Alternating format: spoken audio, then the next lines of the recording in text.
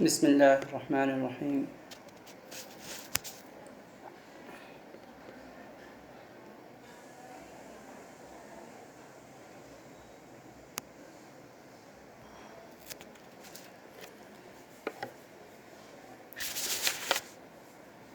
عزیز طلبہ و طالبات، میں آج آپ حضرات کے سامنے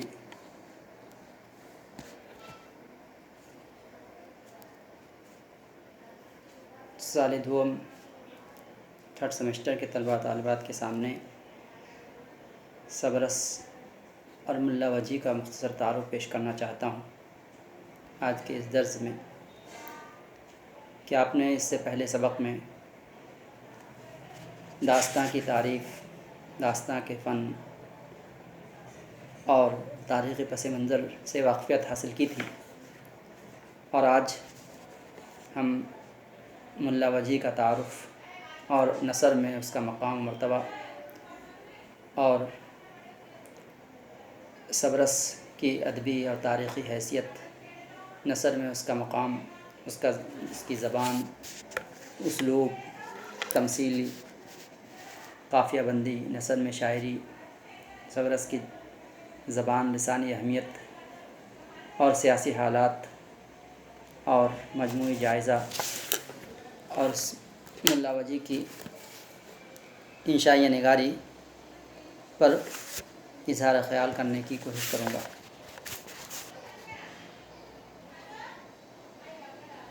تو آپ کی کتاب میں بھی ایک صفحے میں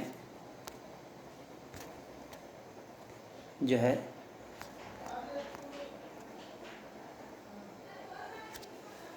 یہ آپ کی کتاب کا صفحہ ہے، جس میں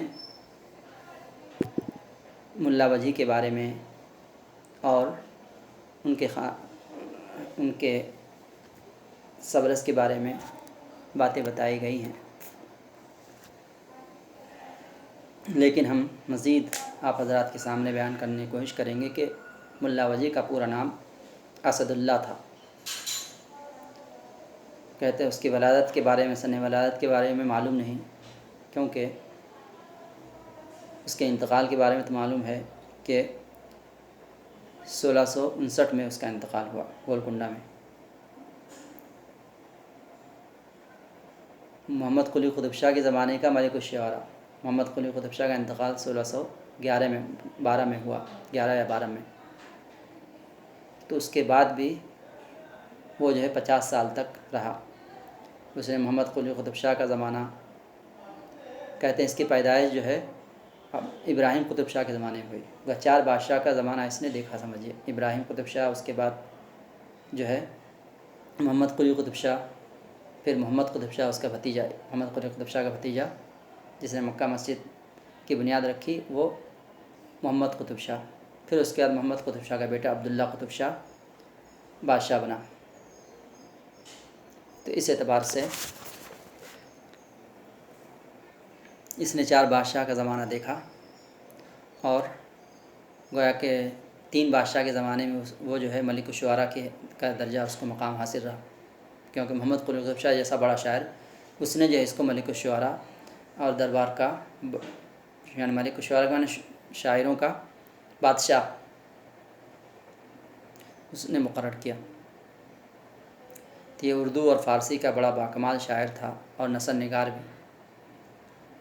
گرچہ اس کے زمانے میں شاعری کا رواج عام تھا، لیکن اس نے گویا کہ ایک جدت، انسان کے اندر ایک جدت ہوتی ہے کہ کچھ نیا کر کے دکھائے، جو پہلے سے کام ہو رہا ہے اسی پر کام کرنا، مکھی پر مکھی مارنا، یہ کوئی کمال نہیں ہے، بلکہ اپنی انفرادیت کو پیش کرنا اور جو ہے مختلف اصناف میں توجہ دینا، تبھی انسان کا گویا کہ مقام ہوتا ہے۔ تو اس نے جو ہے شاعری میں کمال حاصل کرنے کے باوجود، ملک الشعراء ہونے کے باوجود، اس نے نثر میں جو ہے کتاب لکھی، اور کہا جاتا ہے کہ عبداللہ قطب شاہ نے ان کو اپنے دربار میں طلب کیا اور جو ہے ان سے فرمائش کی۔ آپ کے صبرس ہم نے پوری پڑھی ہے ڈگری میں، تو بادشاہ نے ان کو جو ہے پان پیش کیا اور بہت مان دیا، اعزاز سے نوازا، اور ان سے خواہش کی کہ آپ جو ہے ایک تمثیلی واقعہ لکھیں، بلکہ بعض کتاب کا بھی نام آئے گا، اس کا ایک طرح سے جو ہے ماخوذ اخذ کیا ہوا ہے، یعنی ترجمہ تو نہیں ہے لیکن اخذ کردہ جو ہے واقعہ جو ہے بیان کیا ہے، داستان بیان کی ہے۔ کہتے ہیں اس کے فارسی دیوان میں جو ہے سالار جنگ میوزیم میں، سالار جنگ میوزیم بھی ہے اور کتب خانہ بھی ہے۔ اب تیسری منزل پر جو ہے بڑا کتب خانہ ہے، جیسے مخطوطات ہیں۔ مخطوطات کہتے ہیں وہ کتابیں، قلمی کتابیں جو ابھی چھپی نہیں ہیں بلکہ مخطوطے کی شکل میں مینسکرپٹ کہتے ہیں، اس کی شکل میں محفوظ ہے۔ تو اس نے جو ہے قطب مشتری جیسی جو ہے مثنوی لکھی اور صبرس جیسی داستاں اس نے لکھی۔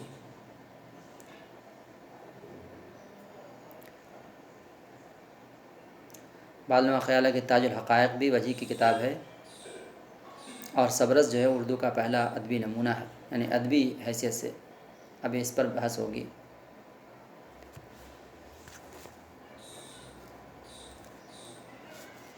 یہ جو ہے ملا وجیح کی تصویر ہے جو آپ دیکھ رہے ہیں۔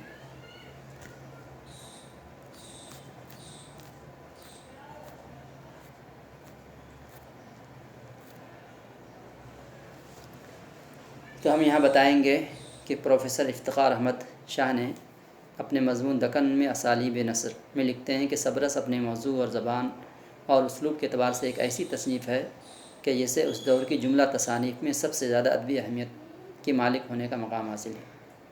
اس سے پہلے آپ کو نثر کے نمونے اگر ملیں گے بھی تو مذہبی طرح کی مذہبی تحریریں ملیں گی۔ اس کے بعد انہوں نے کہا کہ جو ہے ابتدائی مرحلے تھے جس کا موضوع جو ہے تصوف اور اخلاق اور مذہب ہوا کرتے تھے، اور مقصد جو ہے عوام کو جو ہے عوام کی زبان میں اپنی بات پہنچانی، دین کی بات پہنچانی، معلومات گویا کہ اہم تھی، ادبیت اہم نہیں تھی، کیونکہ عام لوگ جو ہے ادبی چاشنی سے نہیں ہوتے ہیں۔ کلام مرد نادا پر کلام نرم نازک بے سر، تو اس کی ادبی حیثیت نہیں تھی بلکہ مذہبی حیثیت تھی، اور لوگ اسی زبان کو سمجھتے تھے۔ لیکن ملا وجیح نے جو ہے اس کو ادبی حیثیت سے، زبان کی خوبصورتی کے ساتھ اور زبان کی جو خصوصیات ہوتی ہے، ادبیت ہوتی ہے، زبان کی چاشنی، اس کے ساتھ ساتھ معانی اور جو ہے الفاظ دونوں پر پوری توجہ کی۔ چنانچہ یہ جو ہے نثری داستاں ہے، اور اس سے جو ہے قصہ حسن و دل کہتے ہیں۔ حسن اور دل کو تمثیلی پیرائی میں بیان کیا ہے، یعنی تمثیل، ظاہر حسن جو ہے کوئی انسان نہیں ہوتا بلکہ ایک جو ہے صفت ہے۔ اسی طرح عشق اور عقل، یہ سب جو ہے یہ جو ہے صفت ہے، اس کو جو ہے تمثیل کے یعنی حسن کو ایک صورت دے کر کے، عشق کو ایک صورت دے کر کے، عقل کو ایک، عقل کیا کہتا ہے، عقل کیا کہتی ہے، حسن کیا کہتا ہے، اس طرح جو ہے اس کو بیان کیا۔ اسی طرح جو ہے انسانی کیفیات ہے، تصورات ہے، خوشی ہے، غم ہے، نیکی ہے، بدی ہے، یہ تمام کو جو ہے مجسم یا جسمانی شکل دے کر کے زندہ و متحرک کردار کی صورت میں پیش کیا ہے۔ اسی لیے لکھا گیا ہے کہ کہانی سناتے وقت انشاء نگار کا کمال بھی دکھاتے ہیں۔ وجیح اس کے ساتھ ساتھ تصوف کے مسائل اور اخلاق اور نصیحت کی باتیں بھی بڑے دل نشیں انداز میں کہتے ہیں۔ یہ نصیحتیں جو ہے فکر انگیز بھی ہوتی ہیں اور اس کے ساتھ سبق آموز بھی۔ ان کی نثر مقفع ہے، یعنی قافیہ، اور سجا کہتے ہیں کہ آخری لفظ میں قافیہ آئے تو ویسی نثر کو جو ہے مسجع بھی کہتے ہیں۔ سجا یعنی شاعری نہ ہو، نثر ہی ہو، جملے ہوں، لیکن جملے آخر میں قافیہ ہو تو اس کو جو ہے مسجع کہتے ہیں۔ جیسے کہ کل بھی مثال دی گئی تھی کہ ماں باپ مجازی خدا، انو کے حکم تے کیوں ہونا جدا، تو خدا اور جدا یہ جو قافیہ ہے، اور اس طرح کی عبارت جو ہے مسجع بھی کہلاتی ہے، سجا سے۔ سجا کے مطلب یہ ہوتا ہے کہ دو جملوں کے آخر میں جو ایک ہی قافیہ ہو، تو شاعری نہیں ہے لیکن نثر میں شاعری گویا کہ کی ہے۔ تو نثر مقفع قدیم جو ہے نثر، یہاں تک کہ سر سید کے زمانے تک جو ہے یہی اسی طرح کی نثر چلی آ رہی تھی۔ بعد میں صحافت کی یہ ترقی ہوئی اور اتنا وقت نہیں ملتا کہ ہم جو ہے اپنی عبارت آرائی کریں۔ اگر عبارت آرائی جو ہے خبروں میں شروع کر دیں تو معلوم ہوا کہ ایک ہفتے میں روزانہ آج کا روزنامہ جو ہے، آج کا اخبار ایک ہفتہ بعد آئے۔ تو اس اعتبار سے جو ہے آسان اور جو ہے آزاد سمجھے نثر لکھنے کا رواج پڑا۔ یہی صورتحال جو ہے اردو میں بھی رہی، فارسی اور عربی میں بھی رہی۔ تو لکھا ہے کہ تکلف اور تصنع کے باوجود جو ہے قافیوں کی پابندی کے باوجود غضب کی روانی پائی جاتی ہے، یعنی زبان پر ایسی قدرت تھی کہ اس نے قافیہ ردیف کی پابندی بھی کی ہے، اس کے ساتھ ساتھ جو ہے روانی کو جو ہے روانی پائی جاتی ہے، اور کہیں بھی تکلف کا اندازہ نہیں ہوتا۔ یہ جو ہے اس سے معلوم ہوتا ہے کہ شاعر کو، وجھی کو جو ہے اپنے کلام پر پوری قدرت تھی، اس لیے قادر الکلام جو ہے یہ نثر نگار بھی ہے۔ تو ابھی جو ہے اقتباس پڑھیں گے، اس سے جو ہے اخلاقی تصورات سے بھی ہمیں واقفیت ہوگی، اور اس زمانے کی دکنی زبان کا علم ہوا کہ آج سے 400 سال پہلے بھی زبان جو ہے استعمال کی گئی جو آج بھی ہمیں سمجھ میں آتی ہے۔ تو اس اعتبار سے جو ہے اس کو بڑی اہمیت حاصل ہے۔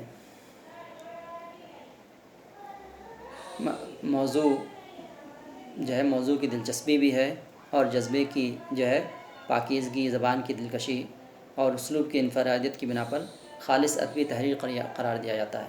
یعنی ادبی نثر کا یہ پہلا نمونہ ہے جو ملا وجھی نے سبرس کی شکل میں پیش کیا۔ تو یہ سبرس جو ایک تمثیل ہے، بتایا کہ سبرس جو عبداللہ قطب شاہ کی فرمائش پر وجھی نے لکھا۔ اس کتاب کو اردو نثر کی اولین کتاب ہونے کا شرف حاصل ہے، اولین پہلی کتاب کہہ لیجئے۔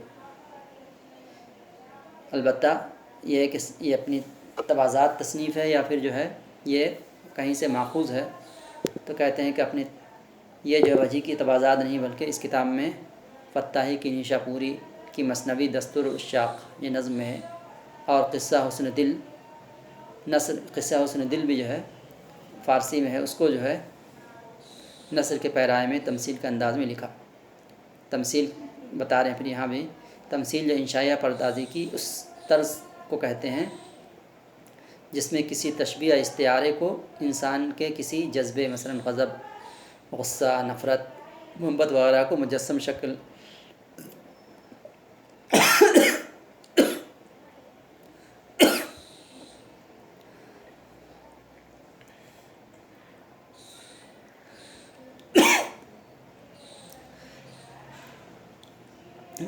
میں یا دیوی دیوتاؤں کے پردے میں کوئی قصہ گھڑ لیا جاتا ہے۔ تو کہتے ہیں یہ قصہ جو صوفیانہ مسلک کا آئینہ دار ہے، کیونکہ یہاں گویا کہ حسن اور دل اور عقل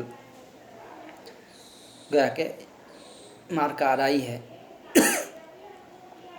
دل کی بات جو ہے دل سے لگتی ہے۔ اس طرح اس میں تصوف اور اخلاق بھی ہے، اور اس کے ساتھ ساتھ ادبیت بھی ہے۔ تو اس اعتبار سے اپنے اسلوب میں اور اسلوب بیان میں سبرس ایک کامیاب تمثیل ہے۔ اس میں حسن دل اور عقل و دل کی جنگ کو بڑی خوبصورتی اور کامیاب تمثیل کے رنگ میں پیش کیا گیا ہے۔ اس لیے سبرس کو ایک سنگ میل کی حیثیت حاصل ہے۔ گویا کہ سبرس جو اردو نثر کا سب سے ممتاز اور ترقی یافتہ شاہکار رہا ہے۔ اس میں اسلوب بیان نے ایک خاص انگڑائی لی اور زندگی کی آنکھ کھولی ہے۔ سبرس سے پہلے جو نمونے اردو نثر میں ملتے ہیں اسے اردو نثر کا گویا کہ دور بدویت کہا جا سکتا ہے، ابتدائی دور کہہ لیجیے، یعنی اس میں دیہاتی پن تھا، جیسے کہنے کا سادہ بے تکلف اور درست انداز، اور آرائش سے، تکلف سے آزاد، کیونکہ اس زمانے میں مذہبی نثریں لکھی گئی، مذہبی تحریر لکھی گئی، اور ان کے مخاطب عوام تھے جن تک بات پہنچانا مقصود تھا، اس لیے سادگی، سراست اور راست بیانی کے علاوہ شیرازہ مندی اور فقروں کی ساخت سے بے پرواہی کا رویہ عام تھا، کیونکہ عوام کے لیے لکھ رہے تھے، لیکن یہ خواص کے لیے بادشاہ کے حکم سے جب لکھی جاتی ہے تو گویا کہ اہل دربار اس کو پڑھیں گے، اور دربار کا جو تکلف ہوتا ہے، دربار کے آداب ہوتے ہیں، اس کو ملحوظ رکھنا پڑتا ہے۔ دربار بندی کہہ لیجئے، دربارداری کہتے ہیں۔ تو اس اعتبار سے یہ جو ہے اس میں ادب کی چاشنی موجود ہے۔ اس اعتبار سے سبرس کو جو اردو کا ایک سنگ میل ہے کی حیثیت حاصل ہے، اس میں اس بات کی کوشش نظر آتی ہے کہ مصنف اپنی بات کو مؤثر بنانے کے لیے کوشاں ہے۔ سبرس کا اسلوب، سبرس کی سب سے بڑی خصوصیت اس کی ترقی یافتہ زبان اور اس کا اسلوب ہے۔ اسلوب میں طرز تحریر اور لکھنے کا انداز۔ سبرس میں پہلی دفعہ زبان کو اردو کی ایک ترقی یافتہ صورت ہمارے سامنے آتی ہے۔ پہلی دفعہ زبان کے ایسے اسالیب اور زبان کے ایسی خصوصیات وجود میں آئی جن کی بنا پر سبرس کی زبان اس سے پہلے کے مضمونوں کی زبان سے اور اپنے معاصروں کی زبان و سلوک سے علیحدہ ہو گئی۔ یہ جو ہے وہ انفرادیت ہے، اسلوب بھی ہے اور خصوصیت بھی ہے اور انفرادیت بھی ہے۔ چنانچہ محمود شیرانی لکھتے ہیں، انہوں نے پنجاب میں اردو لکھی ہے، اردو زبان پر بحث کی ہے، لسانیات پر، اردو لسانیات پر۔ وہ کہتے ہیں کہ جو چیز سبرس کو ہماری نگاہ میں سب سے زیادہ قیمتی بناتی ہے وہ اس کے اسالیب ہیں، اسلوب۔ جب ہم ان اسالیب کا موجودہ زبان سے مقابلہ کرتے ہیں تو آج کی زبان میں اور اس زبان میں خفیف سا تھوڑا سا فرق معلوم ہوتا ہے، معمولی فرق۔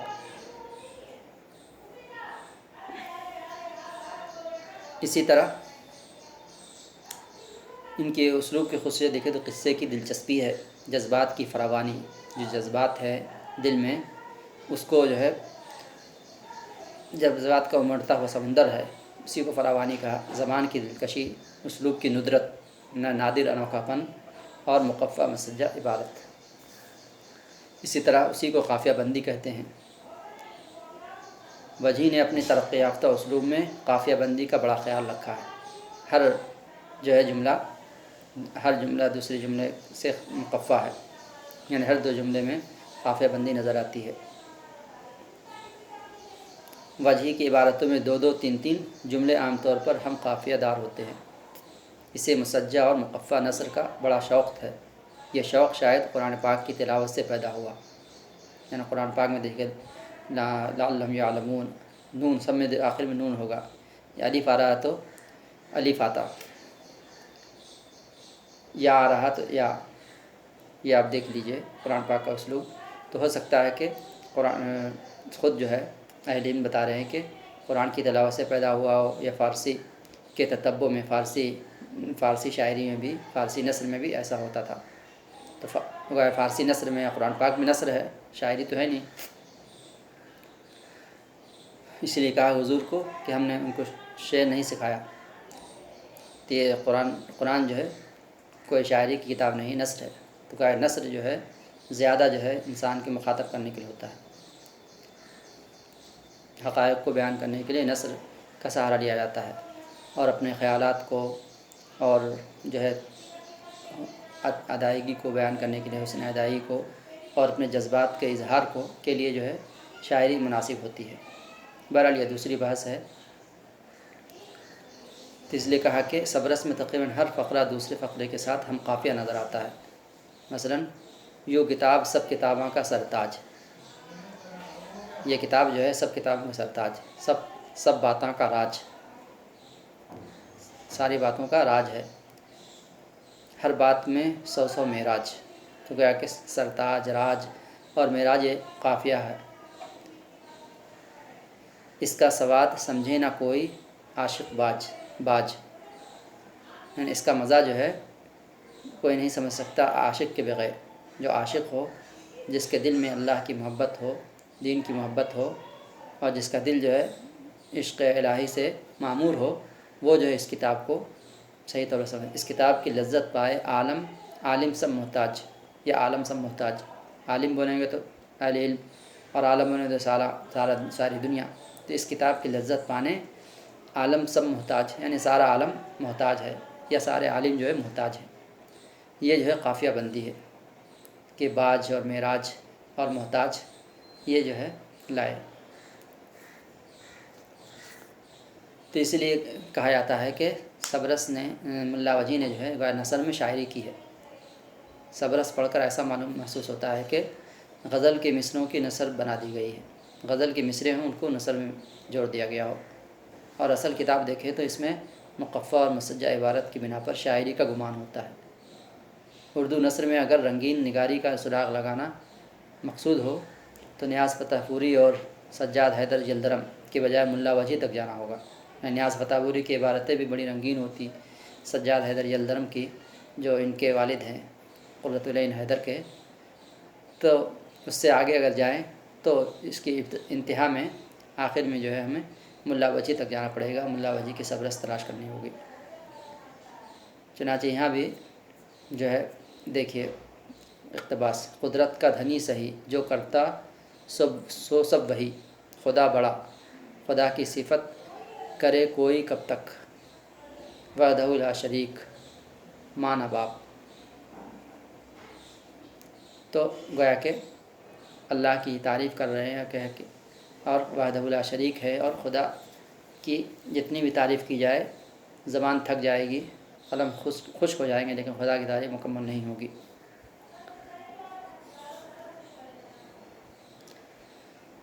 صبرس کی زبان، صبرس کی زبان جو ہے تقریباً 400 سال پرانی، اور وہ بھی دکن کی ہے۔ اس میں بہت سے الفاظ ایسے ہیں جو اب بالکل متروک ہیں، اور خود اہل دکن بھی نہیں بولتے۔ اس پرانی اور قدیم زبان کے بعض پرانے الفاظ خود اہل دکن بھی نہیں بولتے، اور پرانی اور قدیم زبان کے بعض پرانے الفاظ و محاورات آج کل سمجھ میں نہیں آتے، لیکن یہ حقیقت ہے کہ وجی نے اپنے زمانے کی با محاورہ اور فصیح ترین زبان لکھی، اور اس بات کا خود اسے بھی احساس تھا۔ وجی نے عربی فارسی الفاظ کے ساتھ ہندی الفاظ بکثرت استعمال کیے ہیں۔ ابھی بھی دیکھ لیا آپ نے کہ جو ہے ہندی الفاظ بھی استعمال کیے گئے کہ قدرت کا دھنی کہہ رہے ہیں، تو دھنی جو ہے بالکل دھن سے، یہ فارسی نہیں ہے بلکہ ہندی ہے۔ لطف کی بات یہ ہے کہ 400 سال قبل بھی بالکل اسی طرح استعمال کیے جس طرح آج کل ہو رہے ہیں۔ شان نہ گمان، شان و گمان کہتے ہیں خالہ کا گھر، کہاں گنگا تیلی کہاں راجہ بھوج۔ دیکھیے زمانے کہاں گنگا تیلی اور کہاں جو ہے راجہ بھوج، راجہ وکرماجیت کو راجہ بھوج بھی کہتے تھے۔ تو اسی طرح کا محاورہ ہے، کہاں بھوجوا تیلی اور کہاں راجہ بھوج، یہاں راجہ بھوج ہے اور ایک جو ہے بھوجوا تیلی ہے یا پھر گنگا تیلی۔ اسی طرح شرم حضوری اور دیکھا دیکھی، گھر کا بھیدی تے لنکا جائے، گھر کا بھیدی لنکا ڈھائے بولتے ہیں، تو یہ محاورہ بھی استعمال کر رہے ہیں۔ دودھ کا جلیا چھاچھ پھونک کر پیتا، دودھ کا جلا چھاچھ بھی پھونک کر پیے، یہ محاورہ استعمال ہوتا ہے، یہ ہندی زبان میں ہماری اردو زبان میں استعمال ہوتا ہے۔ تو یہ زبان جو ہے گویا کہ یہ زبان میں انہوں نے استعمال کی ہے، لیکن ظاہر ہے کہ قدیم ہونے کی بنا پر ایسی زبانیں جو متروک ہو جاتی، ہر جو ہے 10 سال میں زبان میں تبدیلی آتی ہے، یہ تو 400 سال ہو گئے۔ ہندوستان میں کہتے ہیں ہر 10 میل پر جو ہے زبان میں تبدیلی ہوتی ہے، تو اس اعتبار سے جو ہے صبرس نے بڑی ٹھوس اور بڑی جو ہے فصیح زبان استعمال کی کہ آج بھی ہم اس زبان کو سمجھ سکتے ہیں، ایسا نہیں ہے کہ ہم سمجھنے سے قاصر ہوں۔ محمد قلی قطب شاہ کے 50 سال کے بعد تک زندہ رہا، تو محمد قلی قطب شاہ کی زبان کے مقابلے میں اس کی زبان پھر بھی آسان ہے۔ اس لیے لسانی اہمیت پر روشنی ڈالتے ہوئے کہ صبرس و وجی کے معاصرین کے ذریعہ ہماری اردو نے جڑ پکڑی۔ صبرس کا لسانی دائرہ بھی کافی وسیع ہے، اس میں شمالی ہند کی زبانوں برج بھاشا، گوالیاری، راجستھانی اور دوسری زبانوں کے محاورے، ضرب الامثال اور اثرات بھی پائے جاتے ہیں۔ وجی نے شمالی ہند اور جنوبی ہند کی زبانوں کی خلیج مٹانے کی کوشش کی۔ یہ بہت بڑی بات ہوئی جو ہے زبانی لسانی اہمیت اور لسانی خدمات کے شمالی ہند اور جنوبی ہند کی زبانوں کی جو خلیج تھی اس کو مٹانے کی کوشش کی۔ اگرچہ میر تقی میر نے دکنی زبانوں کو توجہ کے قابل نہیں سمجھا اور اسے نثر بے رتبہ کہہ کر نظر انداز کر دیا، لیکن سبرس کی لسانی حیثیت مسلم ہے۔ سبھی جو ہے نثرداں نے اس کی لسانی اہمیت کو تسلیم کیا ہے، کیونکہ یہ بنیاد ہے، اس کو ہم نظر انداز نہیں کر سکتے۔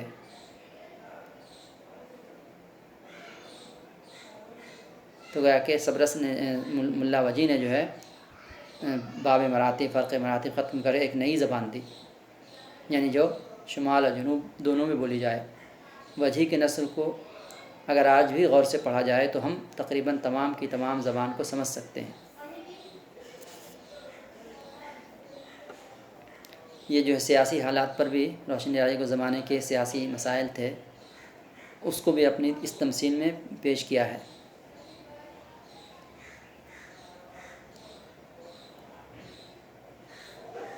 تو اس سے معلوم ہوتا ہے کہ وجی کو جو ہے یہ درباری شاعر تھا، ادیب بھی تھا، تو اس نے جو ہے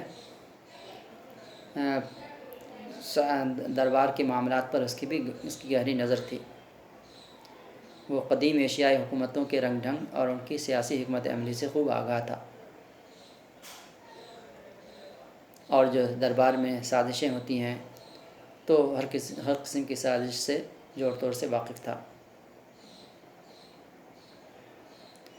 تو اسی بنا پر جب جو ہے قصے میں کبھی کہ دربار سجاتا یا سیاسی مسائل پیدا ہوتے تو وجی کا قلم اس تمثیل کے عالم میں اپنے دربار کی تمام تر سیاسی حکمت عملیوں کا ذکر کرنے بیٹھ جاتا ہے۔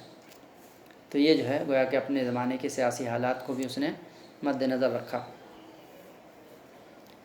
وجی جو ہے کہا گیا پہلا انشائی نگار کہہ لیں، پہلا جو ہے ادیب بھی ہے اور انشائی نگاری کا پہلا نمونہ۔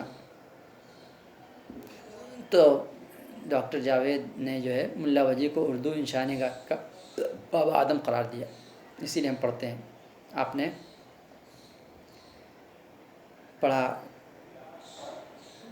ولی دکنی کے بارے میں کہ ولی دکنی کو جو ہے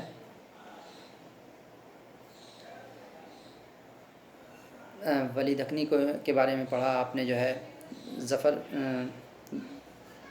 علی خاں کے بارے میں کہ صحابت کا باب آدم اس کو قرار دیا گیا ہے۔ تو اسی طرح جو ہے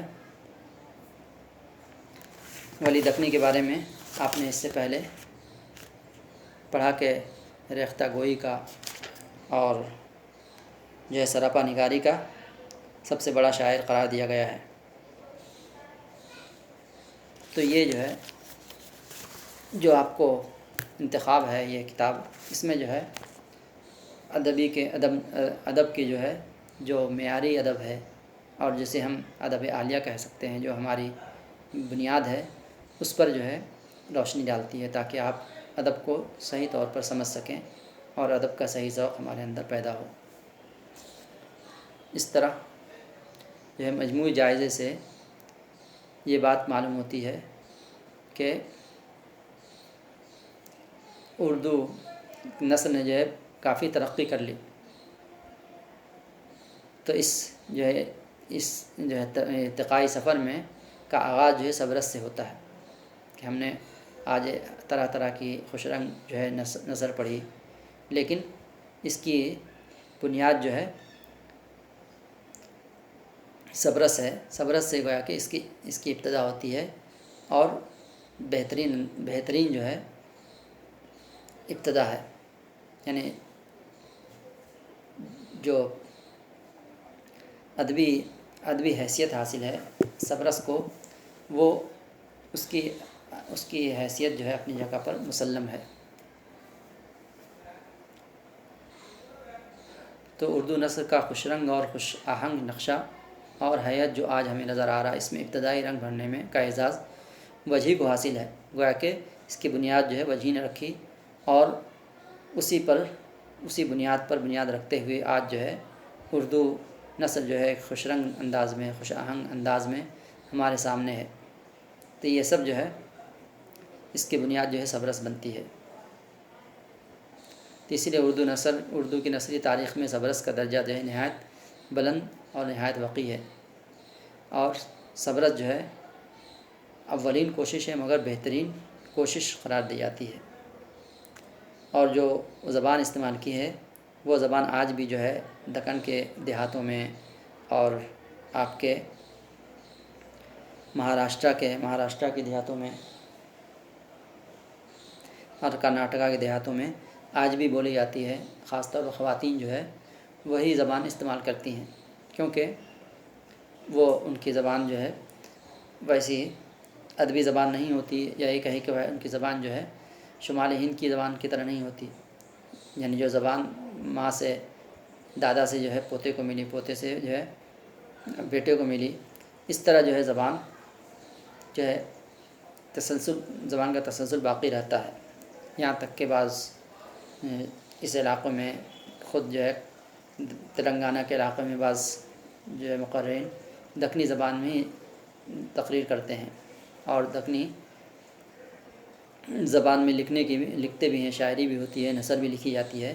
ایسا نہیں کہ زبان بالکل مردہ ہو گئی، بلکہ اگر مجموعی زبان استعمال کی جائے جو شمال اور جنوب سے ہٹ کر کے، یعنی متحدہ زبان، تو وہ تو اردو ہے، لیکن خاص علاقوں میں اور خاص جو ہے طبقے میں جو ہے دکنی زبان بھی بولی جاتی ہے۔